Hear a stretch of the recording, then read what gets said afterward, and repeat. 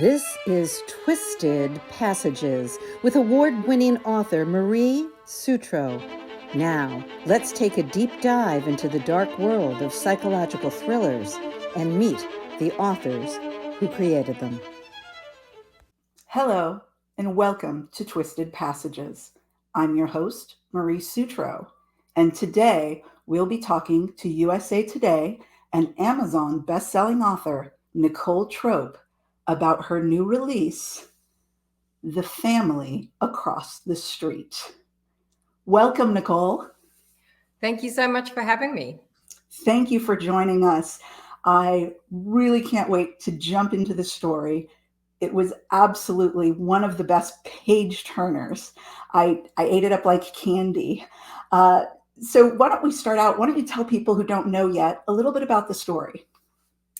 So the story's set in Sydney, Australia on a particularly boiling hot day. And in Australia in summer, we get some days, and of course they're increasing, that can get up to 40 degrees in Sydney, which I'm not sure how much that is in Fahrenheit, but it's incredibly hot.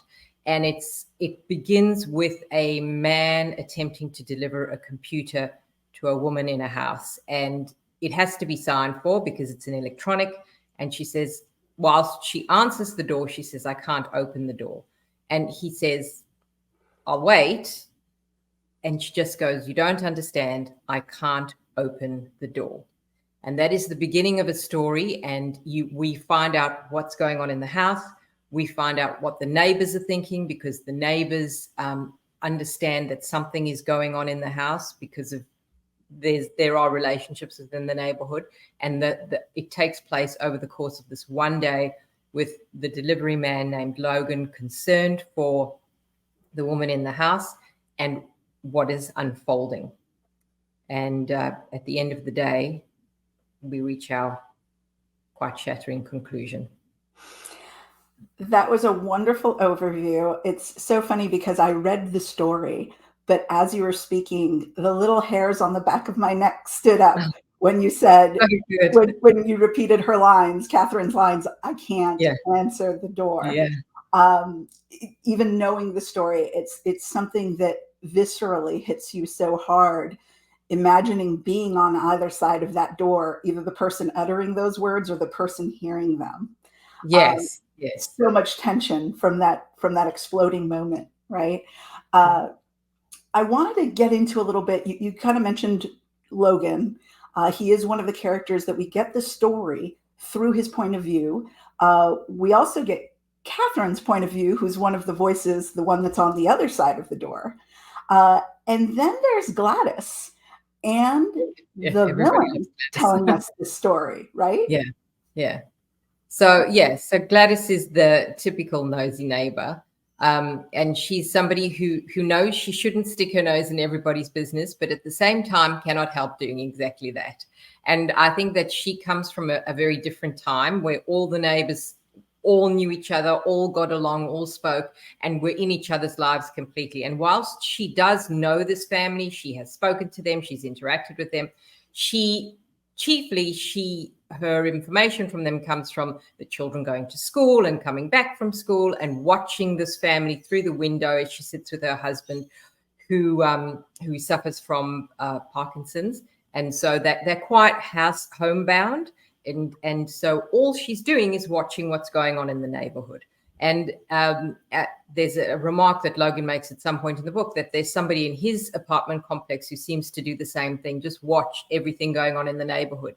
And so this kind of a neighbor you shouldn't be this nosy, but at the same time, I think this is the kind of neighbor that we all need, who's looking out for us and making sure everybody's okay. And everybody loves Gladys, I think. I adored Gladys. She was absolutely wonderful. And that kind of sparks one of the areas that I did want to talk to you about as well. One of the things I noticed in this story, obviously there's tons of tension because, as you explained, it's taking place over the course of hours only. And obviously something's going on in the house, and the reader, it's part of the reason that I was turning those pages so desperately, wants to know what's going on in that house. Yeah. But the characters and the way you tell the stories through the characters, it seems like belief was something you returned to a couple of times through different characters. The belief that we have in each other sometimes when we're in a relationship with someone, and whether we believe that they're telling us the truth for good or for bad. Sometimes it's easy to say, oh, my friend always worries about flying. So, oh, just ignore the fact that they have a really bad feeling about getting on a flight, because they always have bad feelings, right? Yeah. Yeah. And when you brought up Gladys, it really pushed that and reminded me of that in the story, that different people are perceived different ways, and sometimes they're not believed on the Oh, face of it. absolutely. Absolutely. And I think Gladys struggles with that because she's so nosy. And so she's seeing something going wrong whenever there's something happening. She's, oh, something must be up. And I think Logan struggles with that because he comes from a criminal past. So everything that he says is taken with kind of a grain of salt. Well, from your perspective, people react to you in a certain way. So maybe that's why. And can you believe, and why has this happened? And he's dealing with his boss, who also happens to be his brother-in-law, and it's very obvious that this job was a favor, that he can't lose this job, and he's so frightened out in the world. I mean, he's this massive, very scary looking man, but he's so frightened out in the world because he's trying so hard to be a better human being, and everything he says, he knows people are listening to it in a different way, judging him based on his appearance. So that was and the same thing happens to Gladys. She's an older woman. She dresses in quite colorful clothing. She's always imagining things going wrong. So everybody's going, well, do we really need to believe what you have to say? And so that was very important to explore how you, because I think even today I literally find myself in situations where I go, well, are you telling the truth? Like, I don't know who's telling the truth anymore, especially today. I think it's very difficult for us. So how do we know who to believe? And I think Logan is very fortunate that he has Debbie in his life, and her faith in him is absolute, that's important. And I love Debbie's family, and I love the way that you showed us a lot of families that are either currently going through trauma, or are trying to heal or move on from trauma. And in the middle of all that, you showed us glimpses into Debbie's family, and that is a whole functional, from what we understand, kind of the ideal family unit, right? Yeah. I thought it was so nice that you did that, because it injected hope, and it just helped with the story, with Logan's story and everything else, to believe, hey, some people will let your past go. They don't just think that, they're the perfect person and they get to judge everybody. They realize, hey, we're all human and we all got to work with each other. So there's no point marginalizing people or dismissing them. Yeah. And I think that you can see Debbie comes from a family like that. You can see by her reaction the first time she ever meets Logan in the emergency room, and she looks at him and she goes, this can be the worst day of your life if you want it to be. That's one of my favorite lines I've ever written. That idea that you have hit rock bottom if you choose to acknowledge this as rock bottom, and now you can begin to go up again. So I think she very obviously comes from a family who go, how do we make everything better? How do we not judge? How do we help? How do we build? So she's very typical of that kind of a person.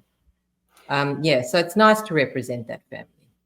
It was very nice. And another thing that I really appreciated, just in making us think about ourselves as humans, who we are and what we're doing here.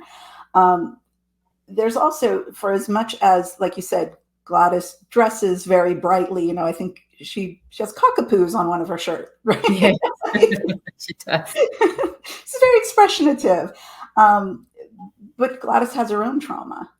And people who are quick to rush in their front door when they've got their groceries because they don't want to deal with her don't realize that maybe 5 or 10 minutes out of their day would mean the world to her for what she's going through in her day. So seeing those flipped perspectives, I really appreciated that, because the characters are so multidimensional, but they remind us of our own shortcomings. And one of those huge shortcomings, when people are not believed, when Logan is not believed, or if Gladys isn't, whoever it is that the society in this story is hurting. These agents of the society are hurting themselves by not believing. So there's that side of the boy who cried wolf, and you look at the individual boy and you say, oh, well, now people don't believe you. But then you also see the damage when the people don't believe the boy.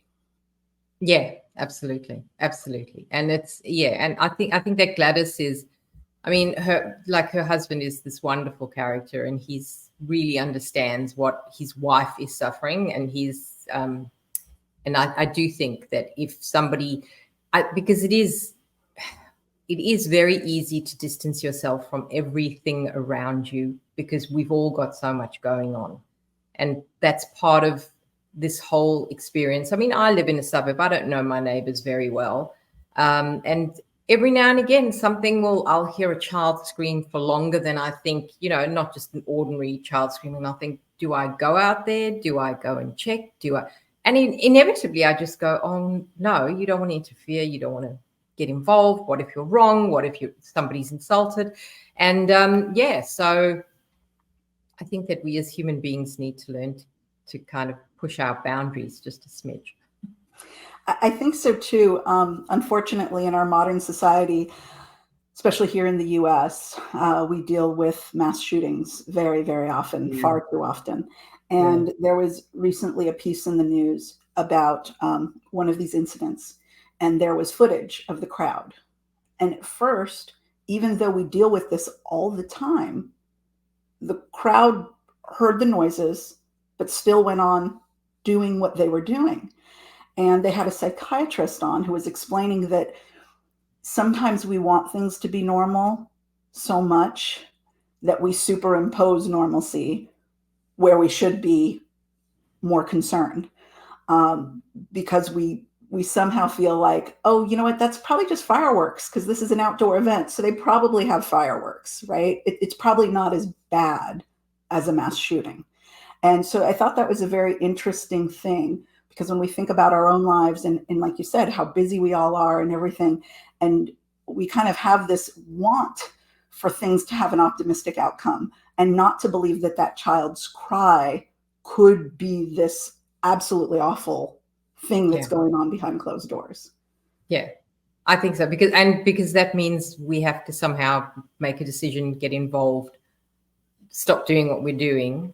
And I think that's very hard for us. I mean, I know it is for me. I know, you see, in Australia, we have a very different approach, because I'll be in a shopping center and the alarm will go off for people to evacuate, and no one will even move, because we just don't believe it could happen here. And we've just, a day and a half ago, we had a mass stabbing at a shopping center. We didn't even know, as a country, I can see the whole country just going, we don't know how to deal with this. So it would be interesting to see if the alarm goes off, the next time the alarm goes off in a shopping center, will I move, or will I just keep going and go, just the fire alarm? Because we do want the world to continue in its happy little bubble for us. And that's another dynamic about the human experience that I think is so interesting. And you delved into this from a variety of characters' perspectives, which is childhood trauma and how we address it as individuals, as families, and as societies. And I thought it was so interesting because you have different people whose backgrounds haven't been like Debbie's, right? And they didn't get the benefit of this nurturing community to grow up in, of loving individuals who would support them. Yet some people seem to be able to take Debbie's advice that this could either be the worst day or the best day, or, and some of them do make strides forward. What do you think is the reason for that some people seem to be able to move beyond their childhood trauma, or at least live with it, and some people never can? I think because I'm a parent as well, and of course I've made mistakes. and I think the difference between probably my generation and my mother's generation is I apologize when I realize the mistake. Like I know I've apologized to all my kids. I think that at some point you have to make a choice. Does this define me, or do I let it go? And sometimes you have to reach Logan's rock bottom. Sometimes you have to reach the rock bottom some of the other characters reach. And sometimes it's too late. You never understand that what you've done is allow the trauma to define your entire life. And so it's basically, there's an exploration in the novel of how far will you let your childhood trauma define you? How far will you let it go before you understand that whoever caused you the trauma is going on with their life? And, every now and again, I'll say to my kids, you can drop out of university. You can do what I'll still have a career. I'll still have had a family. Like, you're not proving anything to me. It's you're making yourself suffer. So how far do you make yourself suffer in opposition to your parent? Because your parent loves you. Well, most people do. Logan obviously had a different experience. But I think at some point you have to take responsibility. And Logan is an example of somebody who eventually goes, this is up to me now. And I think that's why I think everybody loves him. Everybody loves him. So. And we're all pulling for him every moment. We don't want him to slide back. We don't want people to judge him, but we know they're going to do it. And he's that guy. He's that redemption character that we all want to follow. Absolutely. Yeah. One of the things I thought was interesting too, I mentioned before how you told the story through different points of view, and that one of those was the villain's point of view. Yes. The villain refers to himself often as a monster. Are monsters made, or are they born? So I'm very much of the opinion that they're made. I think possibly children can be born with issues, but I do think that especially today, the influences are enormous. And there's a point at which you as a parent lose control, and society and the internet and the friendship groups take over. And you just have to hang on for dear life, I think. But I think they are made. But even the most well-meaning parent can make enough mistakes that a child can go down the wrong path. And I think that if you go, well, if there's no way to perfectly parent, and that's where personal responsibility comes in. And perhaps encouraging children to accept personal responsibility earlier would be to our benefit, but we do it less and less, I think. So yeah, I think they're made, but I also think at some stage you have a choice. It was a very interesting way. You played it out so intelligently in terms of having the villain have this self-awareness and to be retrospective and to see things in themselves and realize, where do these things come from, yet be unable to untie the Gordian knot for themselves, right? Yeah. And I think that the villain, as we say, is also very aware. I think that sometimes you can be in a situation where you can lose your temper, or you can do or say things, and you can watch yourself almost have the perspective. You understand what you're doing is wrong. You understand you can regret it, and yet something else propels you forward. And I think that is the situation with this person. Something else is propelling them forward, and they understand it's wrong. They understand where it's going to lead almost, but they simply cannot stop. And I think that we all find ourselves in tiny snatches of situations like that, and then you pull it back. But this person is not able to do that over the course of this whole day. That sense of propulsion, that he can't quite stop it, that it keeps going, it keeps moving. It creates this this kind of whirlpool that the reader is drawn in from these multiple points of view. Yeah. And it's such a time crunch. It's literally, like you said, a few hours. The setting is so vital, being that it is this nice, ubiquitous residential neighborhood that could be anywhere in the world. Yeah. But then you give us something that many authors shy away from, which is inside the house, the family that lives there has children. Yes.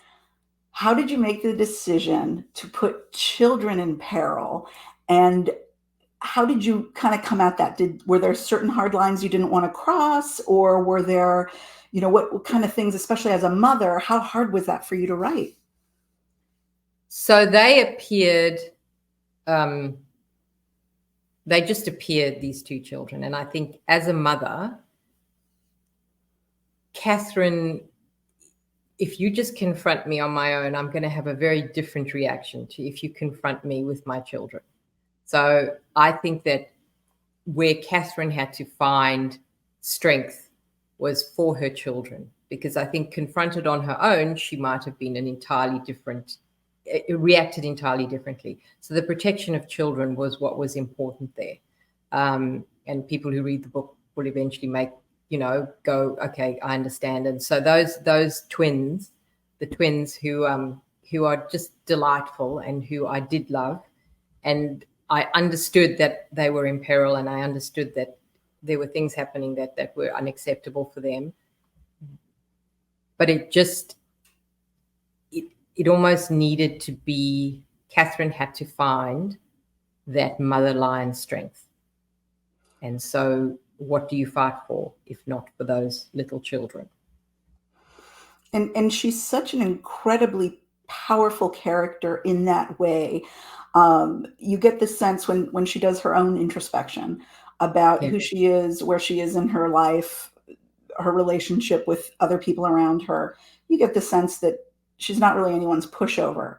But still, if you're in your house and you can't really get the computer that someone's delivering because you can't answer the door, that would push most people to an extreme.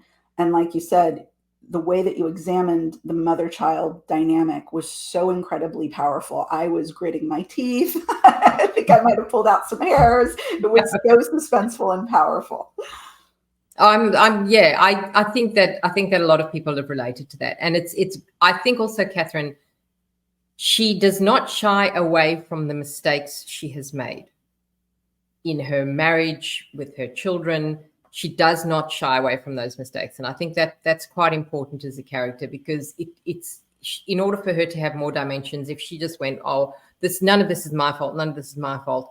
But she is very aware, this is how I might have played a role in this situation. And I think, but at the same time, the situation is still unacceptable. But this is how I got here. This is why we're here. So that's what I think also makes her quite a powerful character. And no, she's not a pushover, and she will do anything to save those children. Well, the characters were so rich. The plot was so tight. The peril was so incredible. Like I said, I just flew through it, and I'm so very grateful for this read. I know, obviously, you have tons of fans already, but I know new readers too are going to absolutely love this book.